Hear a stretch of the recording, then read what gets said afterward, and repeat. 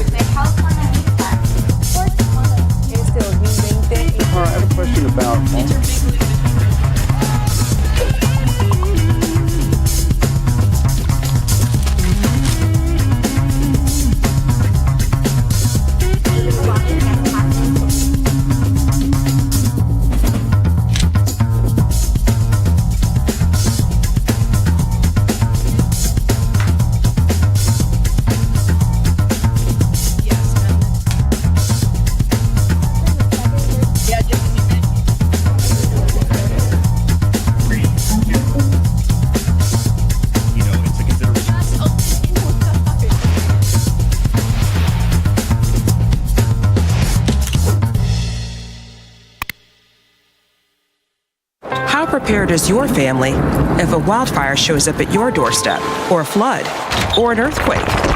You can't just turn away a natural disaster. That's why it's important to go to ready.gov/plan now.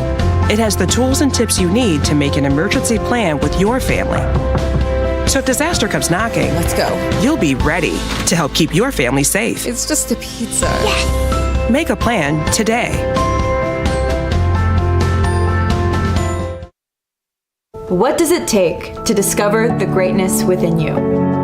It takes resilience. When I first got to Cal State Fullerton, I felt lost. Then I found my community. It was like a caring family cheering me on.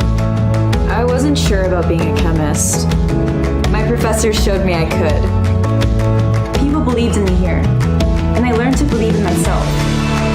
Discover the resilience within you at Cal State Fullerton. With the National Football League's regular season winding down, every game matters more than ever before. We have Cole Garrison with the latest sports news from Southern California. The NFL season is coming to a close, and both LA teams are in the playoff hunt. The Rams visited the New Orleans Saints on Sunday, and the Rams came to life in the second half. Kyron Williams rushes into the end zone to give the Rams the lead. Then Matthew Stafford throws a touchdown to Demarcus Robinson.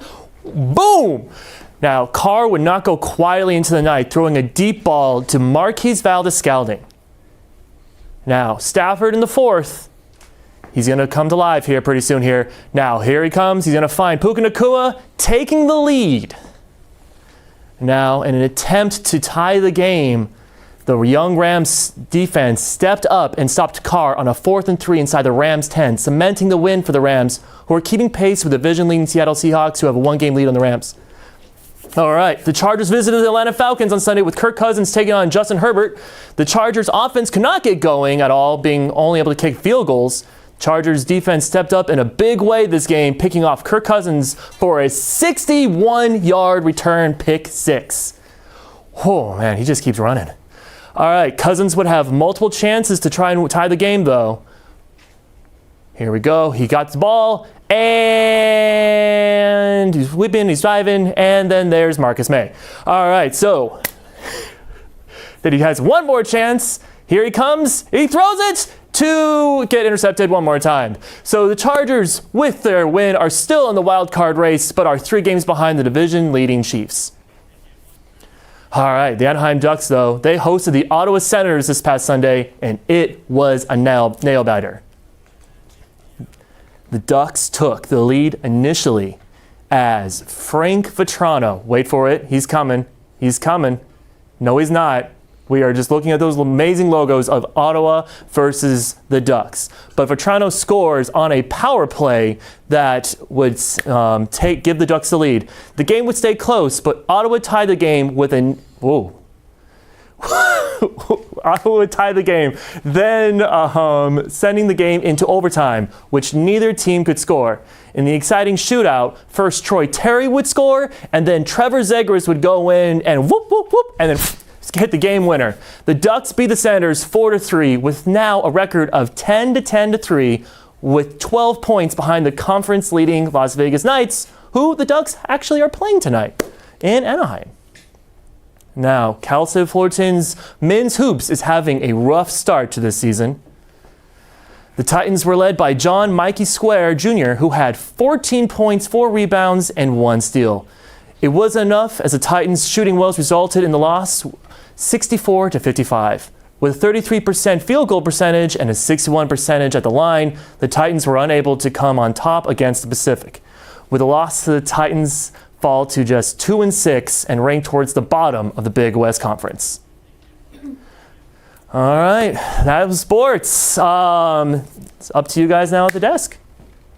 Thank you, Cole. Well, I don't know about you, Jonathan, but I will definitely be attending the game tomorrow where Cal State Fullerton will be going against Long Beach. I'm going wherever the food's at, so if there's food, I'm definitely going to be there. That's the perfect event because I heard there's a tailgate right beforehand. I'll be there then. Coming up next, Alex Abeda updates us on the live-action Snow White film, and Beyonce wins yet another award. And I had the opportunity to speak with experts about movie theaters struggling to compete with streaming services. All this and more after the break.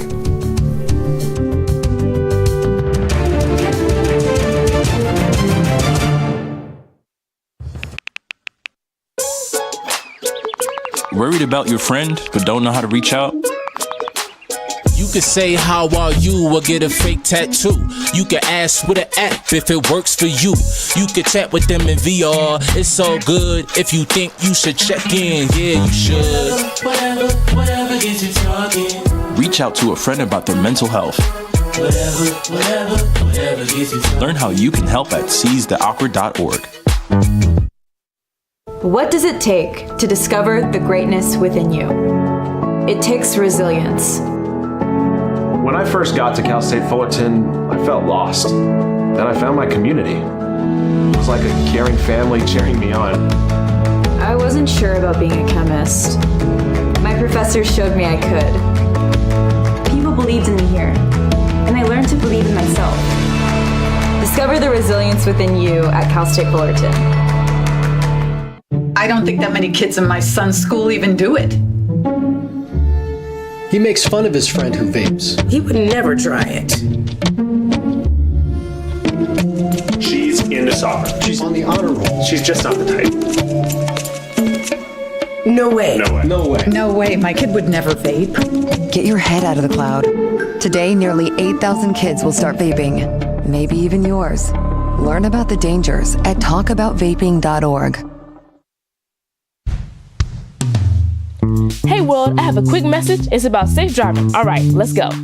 Anytime you're driving, have the seatbelt buckled tight. Both hands on the wheel and your phone out of sight. When not in your hand trying to text somebody back. Because if you do, your car might get smacked. The moral of the story, just put your phone down. The people on the road will stay safe and sound. Put your phone down, put your phone down. People on the road will stay safe and sound. Yeah.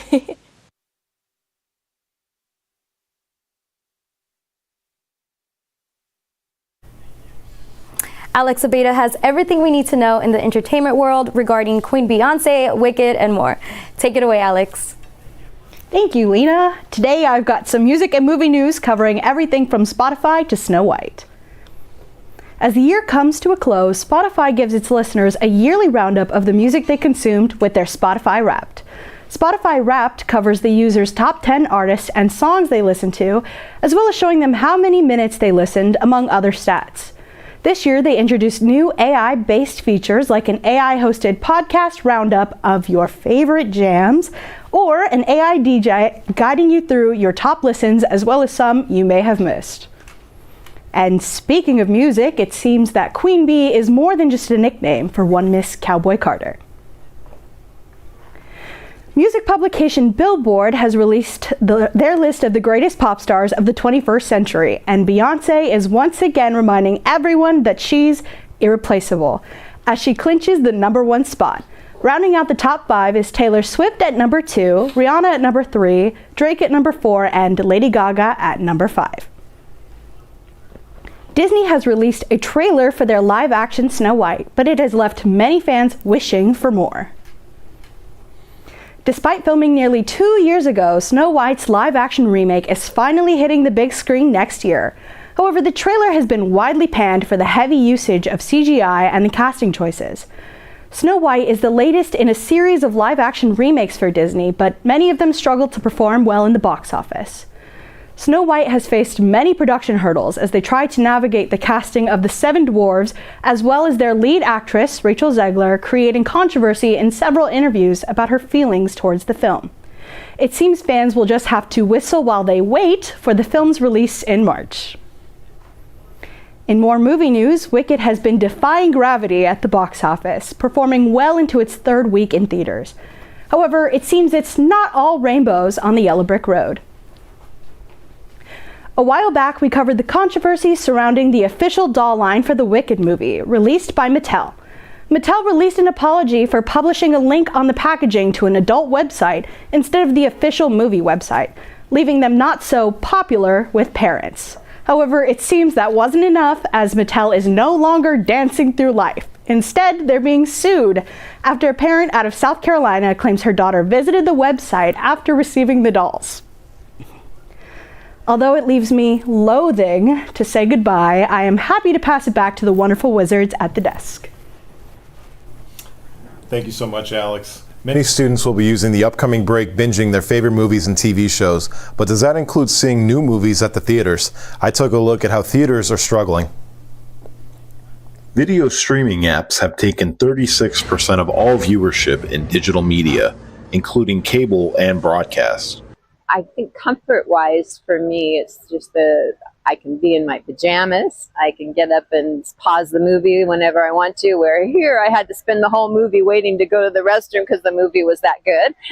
Worldwide subscriptions for streaming apps like Disney Plus, Netflix, and HBO Max rose from 1.1 to 1.8 billion since 2020. The COVID-19 pandemic was the worst time for theaters worldwide, and subsequently the best time for streaming apps. Revenue and attendance may be down, but audiences still cherish the movie theater experience.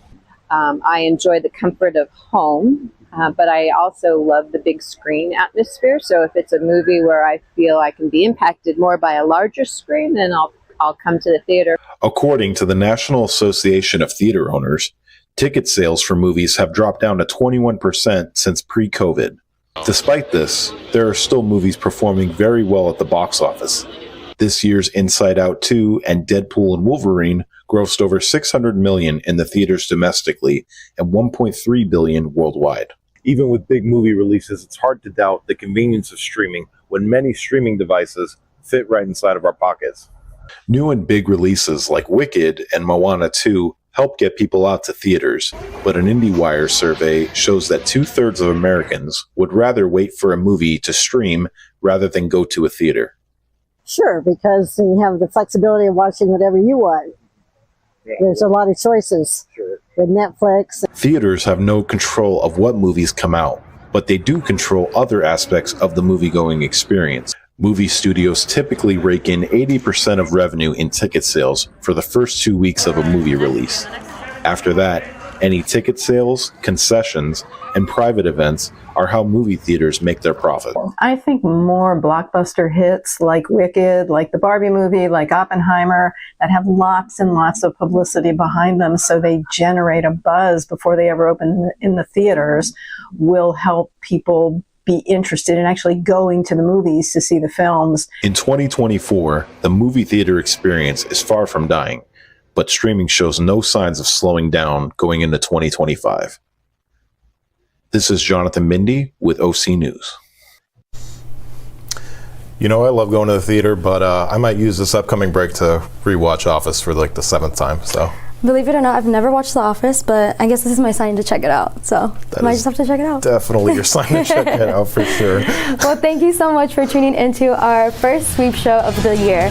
Make sure to tune into our late show in just 15 minutes. I'm Lina Naranjo. And I'm Jonathan Bindi. Make sure to follow us on social media at OC News CSUF and at Titan TV CSUF. Thank you for watching.